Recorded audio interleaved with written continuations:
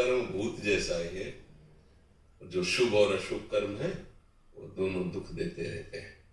आप न आवे ताज पे ताज कहाँ ले जाए। जहां जिस तरह का कष्ट विधान लिखा है वो वहीं वैसे दंड भुगता रहता है।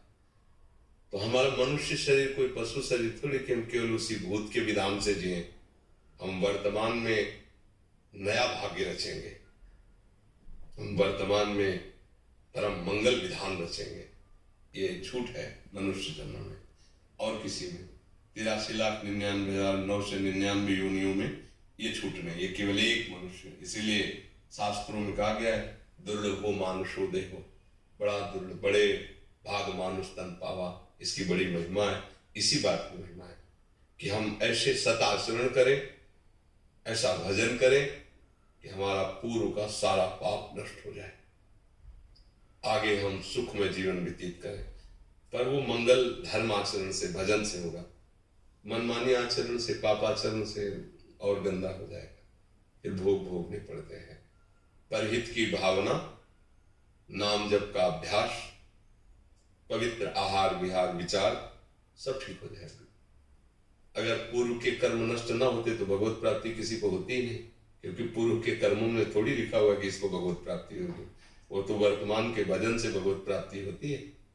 भगवत प्राप्ति वर्तमान के भजन से होती है।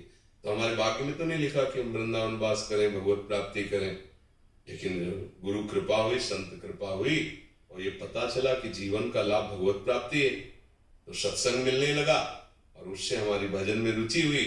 भजन ने हमारे भाग्य का परिवर्तन शुरू कर दिया।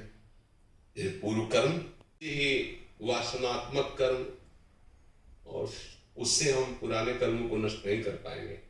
भागवतिक कर्म में जैसे निर्मल गंगा जल से धोए तो परम पवित्र हो, ऐसे भागवतिक ऐसे कर्म हो भागवत धर्म के, कि वो कर्मों का नाश करके हमारा भविष्य मंगलमय हो जाए, क्योंकि भगवान मंगलमय है, मंगल भवन है ना। तो अमंगलहारी जितने पीछे थे सब मंगल नष्ट कर देंगे, वो आगे सब मंगल ही मंगल हो जाएगा। तो भाव को भाव अनकाल सहु, नाम जपत मंगल। नाम जप करो भगवान का, बुजुर्गों की सेवा करो, असहाय की सहायता करो, बड़ी जल्दी पूर्व अशुभ नष्ट हो जाएंगे।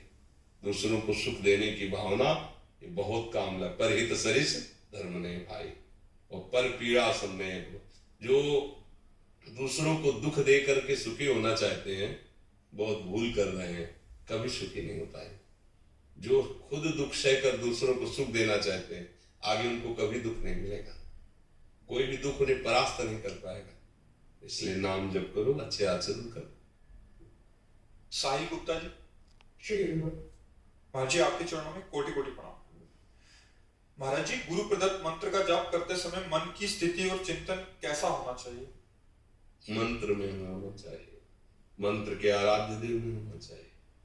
जैसे मंत्र तो बताया नहीं जाता, जैसे हम राधा जप रहे, तो हमारे मानस पटल पर भी लिखा हुआ राधा, अंदर भी चल रहा है राधा, श्रवणेंद्र में भी सुनाई दे रहा राधा, तो हम राधा मय हो रहे, वही सुनाई दे रहा, वही दिखाई दे रहा उसी के चिंतन में। पर ये ऐसी स्थिति अभ्यास से आएगी, 2-4 दिन में थोड़ी आ जाएगी।